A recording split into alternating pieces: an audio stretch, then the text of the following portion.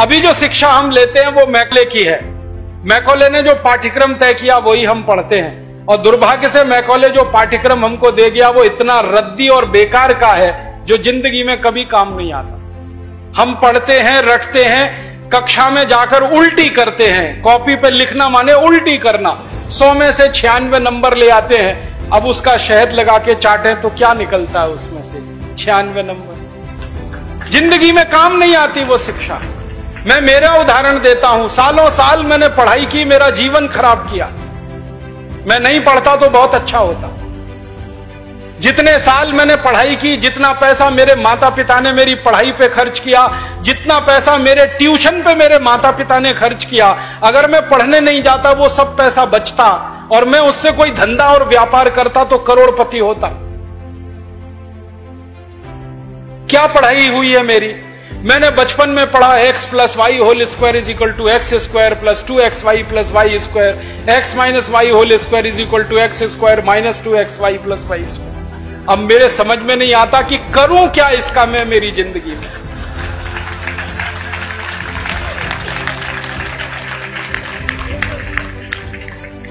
मेरे गणित के प्रोफेसर ने मुझको पढ़ाया, मैंने रटा, रट रट के दिमाग खराब किया, घंटों घंटों बर्बाद किए, किलो किलो कागज मैंने लिख लिख के खराब किए, और वो मेरी जिंदगी में आज तक काम नहीं आया। x plus Y whole square क्या करूं मुझे मालूम ही नहीं। मेरे गणित के प्रोफेसर को एक दिन मैंने कहा कि आपने मुझे ये क्यों पढ़ाया x plus Y whole square, मेरी जिंदगी में तो काम नहीं आया। तो मेरे गणित के प्रोफेसर कहते हैं, यार काम तो मेरे भी नहीं आया, मुझको किसी ने पढ़ाया, मैंने तुमको पढ़ाया। ये भेड़िया धसान क्यों चला रहे हो इस देश में? जो काम नहीं आता वो क्यों पढ़ा रहे हो इस देश के बच्चों? बचपन में मुझे पढ़ाया गया अमेरिका का पहला राष्ट्रपति कौन, क्या करूं इसका? मान लीजिए मुझे मालूम है अमेरिका का पहला राष्ट्रपति जॉर्ज वॉशिंगटन, करूं क्या? मालूम है मुझे, क्या करूं इसका? मैं सब्जी खरीदने जाता हूं बाजार में, सब्जी वाले को कहता हूं देखो मुझको मालूम है अमेरिका का पहला राष्ट्रपति जॉर्ज वॉशिंगटन था, वो सब्जी देगा क्या मुझे? फालतू में रटा रटा के मेरा दिमाग खराब कर दिया। अमेरिका का पहला राष्ट्रपति कौन? और मुझे इतना दुख होता है, तकलीफ होती है कि कोई मुझे ये पूछना शुरू करे कि तुम्हारे परिवार का पहला राष्ट्रपति कौन? मुझे नहीं मालूम। मेरे परिवार के राष्ट्रपति से मतलब मेरे दादा, दादा के दादा, दादा के दादा, दादा, कहीं से हमारा कुल शुरू हुआ ना, तो मेरे कुल का पति माने मेरा पहला पिता, वो कौन नहीं मालूम। और अमेरिका का पहला राष्ट्रपति मालूम है।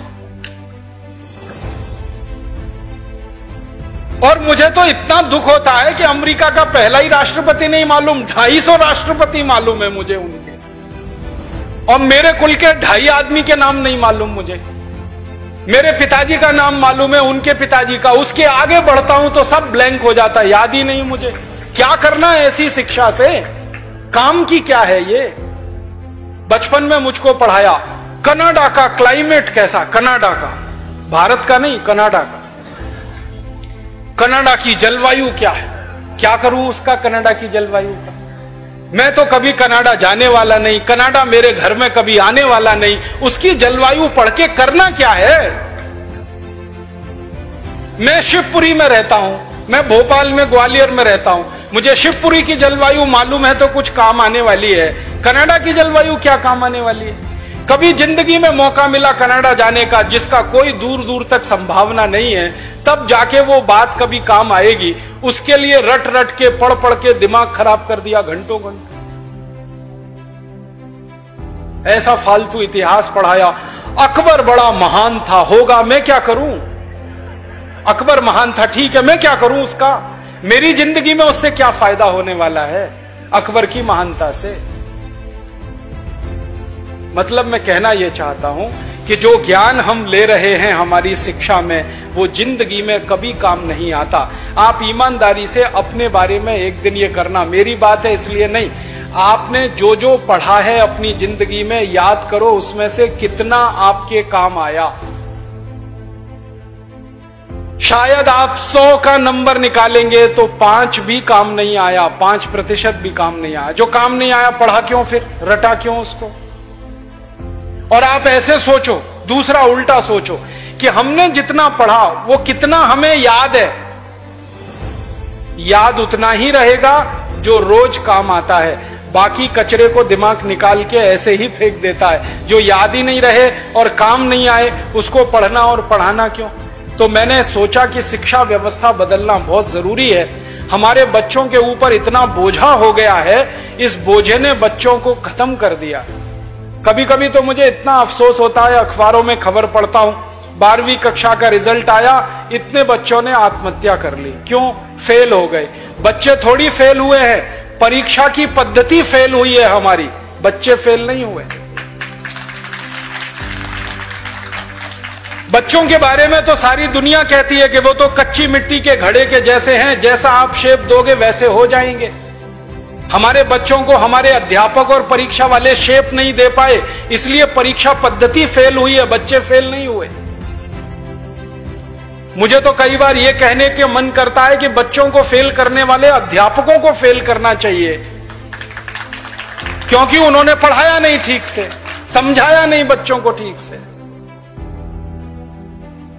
और इस शिक्षा पद्धति में क्या भेड़िया धसान है। 100 में से 90 नंबर लाओ, 99 नंबर लाओ, 98 नंबर लाओ तो आप बहुत होशियार हैं, 33 नंबर लाओ, 30 नंबर लाओ तो आप बिल्कुल बेकार हैं। न्यूटन को तो जिंदगी में कभी भी 30 से ज्यादा नंबर आए नहीं, बेकार है न्यूटन, वो तो सारी दुनिया में पूजा जाता है। कभी फेल, हमेशा ही फेल हुआ, पास ही नहीं हुआ कभी न्यूटन। स्कूल वालों ने निकाल दिया उसको कि हर बार फेल हो जाता है, ये पढ़ने लायक नहीं है। जब स्कूल ने निकाल दिया उसको, तब उसका दिमाग खुल गया और उसने गिरते हुए सेब को देख लिया और उसने गुरुत्वाकर्षण का सिद्धांत दे दिया। जो आदमी स्कूल में फेल हो गया था, अब सारी दुनिया उस पर पीएचडी करती है और उसके गुणगान करती है। माने फेल और पास होने से किसी व्यक्ति के जीवन का कोई लेना देना नहीं। आप आइंस्टाइन की अगर कहानी पढ़ोगे तो आइंस्टाइन तो 9 कक्षा के आगे पढ़ नहीं पाया कभी, निकाल दिया स्कूल ने उसको, क्योंकि वो कुछ और सोचता रहता था। स्कूल ने निकाल दिया और निकालने के बाद सारी दुनिया में E=mc² का जो सिद्धांत दे दिया, सारी दुनिया उसका गुणगान करती है और एक ऐसे आदमी को पूछती है जो स्कूल में 9 क्लास के आगे बढ़ा ही नहीं। मतलब मैं कहना चाहता हूं, 9 पढ़ जाए, 10 पढ़ जाए, 12 पढ़ जाए, 16 पढ़ जाए, इससे कुछ लेना देना नहीं। ज्ञान जो है ना, डिग्रियों से नहीं तौला जाता। ज्ञान अलग चीज है, डिग्रियां बिल्कुल अलग चीज है। मैं तो इसी देश की कहानी देखता हूं। धीरूभाई अंबानी 9 क्लास फेल हो गया, पेट्रोल पंप पे नौकरी करना शुरू किया और रिलायंस नाम का एक एम्पायर खड़ा कर दिया जो सारी दुनिया में 4.5 लाख करोड़ का है। 9 क्लास फेल आदमी 4.5 लाख करोड़ का एम्पायर खड़ा करके छोड़ गया। इसका माने ज्ञान का डिग्री से कोई संबंध नहीं है।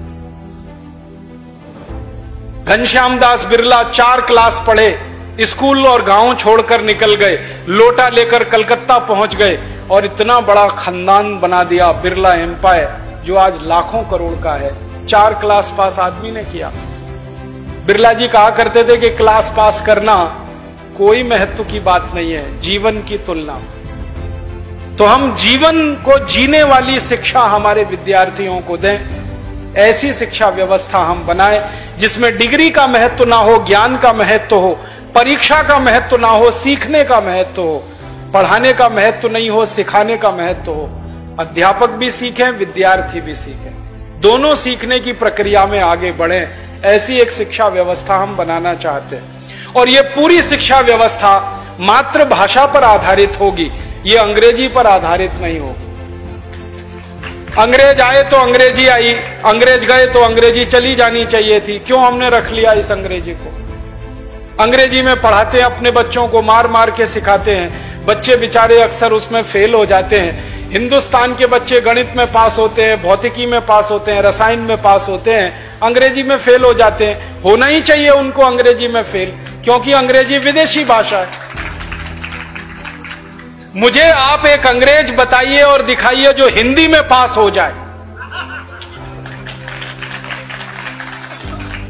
तो मैं अंग्रेजी में पास होकर दिखा सकता हूं। जब कोई अंग्रेज हिंदी में पास नहीं हो सकता, तो हम भारत के विद्यार्थियों से क्यों अपेक्षा कर रहे हैं कि वो अंग्रेजी में पास हो?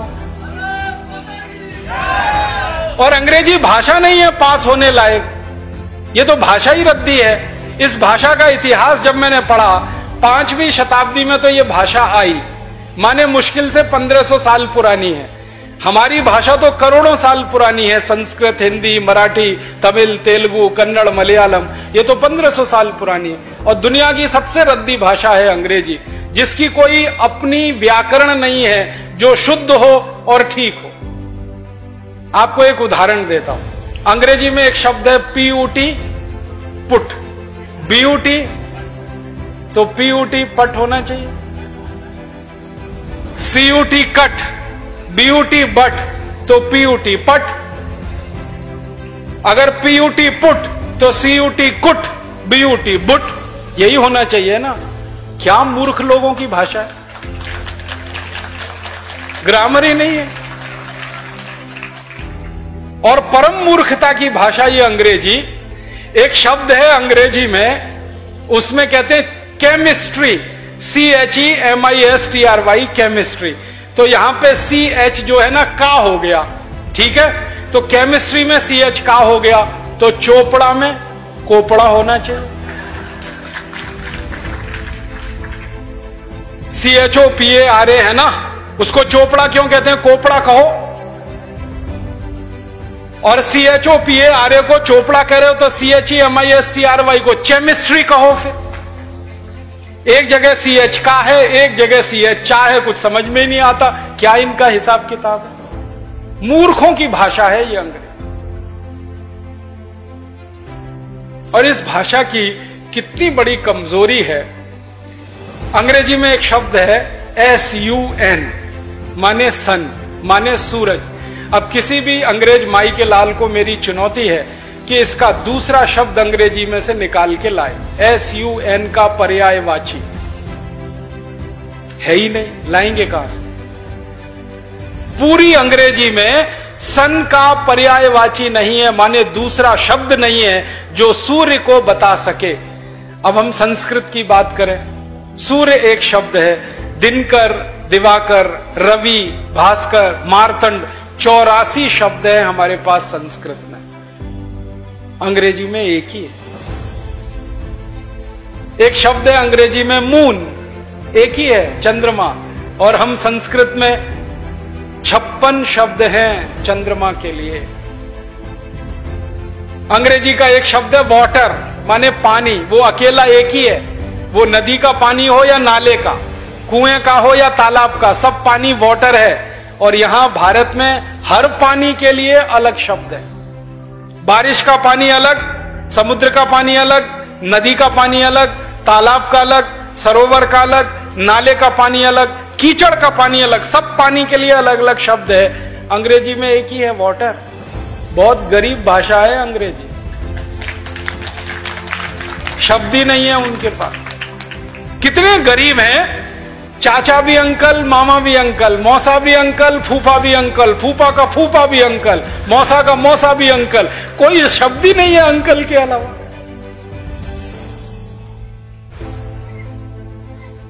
और चाची, मामी, मौसी, सब आंटी, कोई दूसरा ही शब्द नहीं है उनके। हम तो मूर्ख लोग इस अंग्रेजी में फंस गए। अकल नहीं हमारी तो मारी गई है। हमारे देश में जो अंग्रेजी पढ़ गए ना, अकल उन्हीं की मारी गई है। जो नहीं पढ़े वो बहुत होशियार।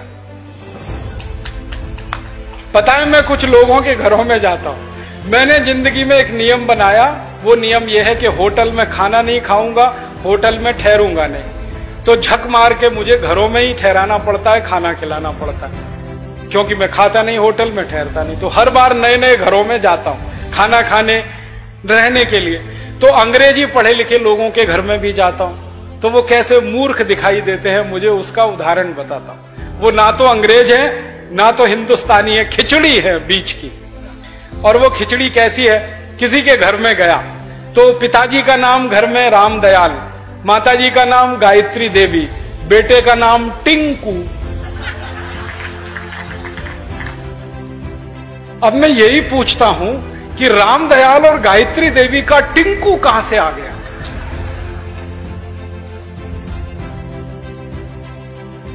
फिर मैं उनको पूछता हूं आपको मालूम है टिंकू का अर्थ क्या है?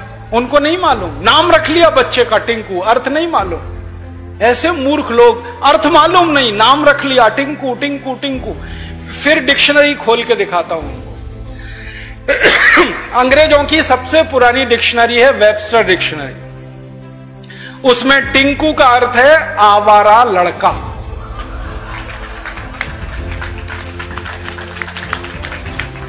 जो लड़का बाप की ना सुने, मां की ना सुने, वो टिंकू है। और हम क्या कर रहे हैं, पढ़े लिखे मूर्ख लोग, आज्ञाकारी लड़के को टिंकू टिंकू टिंकू बोल बोल के आवारा बनाने की तैयारी कर।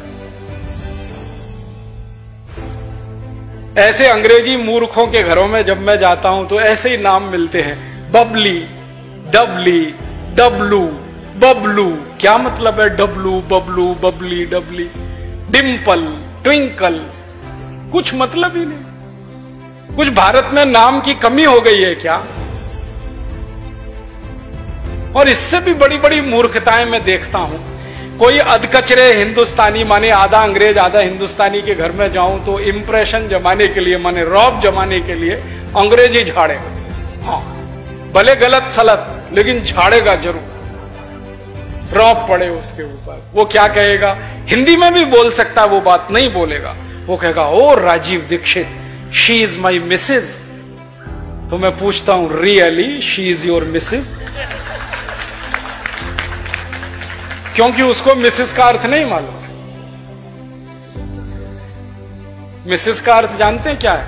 हर देश की अपनी सभ्यता, अपनी संस्कृति होती है, तो उसमें से निकले हुए शब्द की भी अपने इतिहास और संस्कृति की व्यवस्था होती है। इंग्लैंड की सभ्यता कैसी है मालूम है? इंग्लैंड की सभ्यता में एक सबसे खराब बात है जो आपको कभी पसंद नहीं आएगी, कि वहां एक स्त्री और एक पुरुष जिंदगी भर साथ कभी भी नहीं रहते,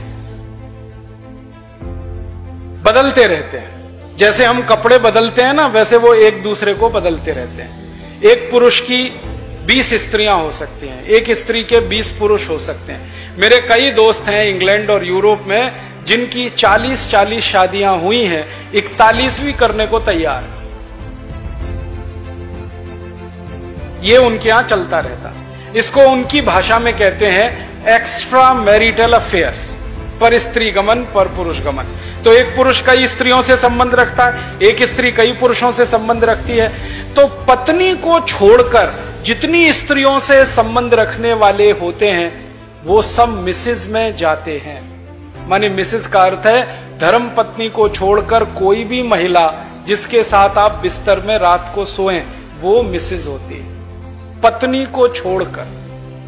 अब यहां धर्म पत्नी को मिसेज बनाने में लगे हुए हैं।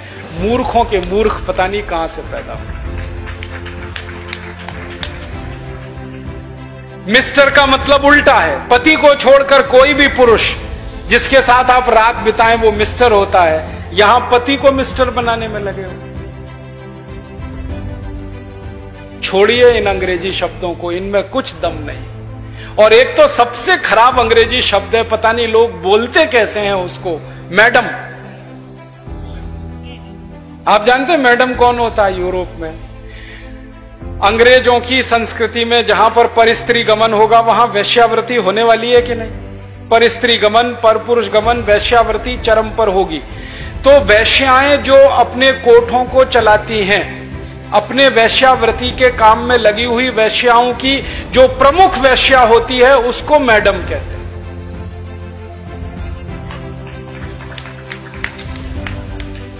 और यहां हिंदुस्तान में अपनी बहनों को मैडम कह देते हैं। ऐसे मूर्ख लोग मैंने इस देश में देखे हैं। अपनी धर्मपत्नी को मैडम कहने में शर्म नहीं आती, ओ मैडम इधर आओ। और वो धर्मपत्नी को भी शर्म नहीं आती मैडम कहलवाने में, वो भी कहती है मैडम कहो मुझको। जान तो लो कि मैडम होती कौन है, फिर कहलवाओ। अपने भारत में कितने सुंदर सुंदर शब्द हैं। श्रीमती, श्री माने लक्ष्मी, मति माने बुद्धि, बुद्धि माने सरस्वती, लक्ष्मी। तो जहां सरस्वती लक्ष्मी एक साथ निवास करे वो श्रीमती, उसको हमने मिसेस बना दिया। ये मूर्खाधिपति हमारे देश में अंग्रेजी पढ़े लिखे, इन्होंने बड़ा सत्यानाश किया, बेड़ा गर्क किया इस देश का। इस अंग्रेजी भाषा ने किया, फिर इन्होंने और ज्यादा किया। मेरा आपसे हाथ जोड़कर निवेदन है, इस अंग्रेजी भाषा में मत फंसिए, कुछ इसमें रखा नहीं है, दम नहीं है। कभी कभी तो मैं लोगों के घरों में जाता हूं, इतना गुस्सा आता है मुझे। कभी कभी अंग्रेजी पढ़े लिखे लोगों के घर में जाता हूं तो छोटे छोटे बच्चे होते हैं ना, उनको उनके माता पिता कहते हैं, देख बेटा अंकल आए हैं, जरा पोएम तो सुना। मैं कहता हूं भाई मैं अंकल नहीं हूं, मुझे या तो मामा बना लो या चाचा बना लो, दोनों में ही आपका फायदा है, मेरा भी फायदा है। मामा बनो तो भी फायदा, चाचा बनो तो भी फायदा, अंकल में तो कुछ रखा नहीं है। फिर उनके माता पिता को कहता हूं, ये आप इनको पोएम क्यों सुनवाते हैं, कविता सुनवाओ ना। तो उनको पोएम और कविता का अर्थ ही पता नहीं है, पोएम अलग है, कविता अलग है। अब वो बच्चे चालू हो जाते हैं टेप रिकॉर्डर की तरह से और पोएम सुनाते हैं मुझको, rain rain go away come again another day little baby wants to play. अब मैं बच्चे को पूछता हूं, तुमको मालूम है इसका अर्थ क्या है? नहीं मालूम। किसने सिखाया? मम्मा ने सिखाया। मम्मा को पूछा, आपको अर्थ मालूम है रेन रेन गो अवे? नहीं मालूम। किसने बताया? टीचर ने बताया। टीचर को पूछो, उनको भी अर्थ नहीं मालूम। तो रटाया क्यों फिर बच्चे को? अर्थ ही नहीं पता। फिर बच्चों को मैं बताता हूं, देखो इसका अर्थ यह है, बारिश बारिश तुम चली जाओ, मत आओ क्योंकि मुझे खेलना है। माने छोटे बच्चे को खेलना है, इसलिए वो बारिश को कह रहा है, बारिश बारिश तुम चली जाओ, यहां मत आओ क्योंकि मुझे खेलना है।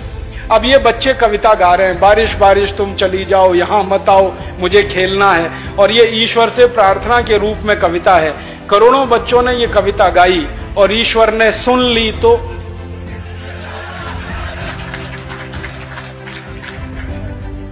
बारिश को वापस बुला लिया। तो क्या होने वाला है? बारिश नहीं होगी। बारिश नहीं होगी तो सूखा पड़ेगा। सूखा पड़ेगा तो आप भी भूखे मरेंगे, मैं भी मरूंगा, किसान भी मरेंगे। इतनी अकल नहीं है हमको, ये रेन रेन गो अवे कितनी खतरनाक चीज है। हमारे भारत में 60% खेती बारिश पर होती है, 40% खेत में ही सिंचाई की व्यवस्था है। जब 60% खेती बारिश पर हो तो बारिश ज्यादा होनी चाहिए इस देश में। ऐसी कविताएं हम बच्चों को क्यों नहीं सिखाते? लेकिन वो कविताएं मातृभाषा में हो सकती हैं, अंग्रेजी में नहीं हो सकते। मैं एक मराठी मातृभाषा की कविता सुनाता हूं आपको, अर्थ बहुत सीधा है उसका। वो कविता है, ये रे पाऊसा तुला देतो पैसा, पैसा झाला खोटा, पाऊस आला मोठा। ये रे माने आओ आओ, जल्दी जल्दी बारिश तुम आओ। पाऊसा माने बारिश। मराठी में कह रहे हैं, बारिश बारिश तुम जल्दी जल्दी आओ, नहीं आओगे तो मैं पैसा देने को तैयार हूं, तुम आ जाओ, क्योंकि मुझे बारिश की जरूरत है, क्योंकि खेत को पानी की जरूरत है, क्योंकि 60% खेती बारिश पर आधारित है। तो भारतीय कविता बारिश को बुलाने वाली होती है और अंग्रेजी कविता बारिश को भगाने वाली होती है। क्योंकि इंग्लैंड में मौसम खराब रहता है, कभी भी बारिश आती है, इसलिए वहां के बच्चे कहते हैं रेन रेन गो अवे, क्योंकि बारिश का कोई भरोसा नहीं।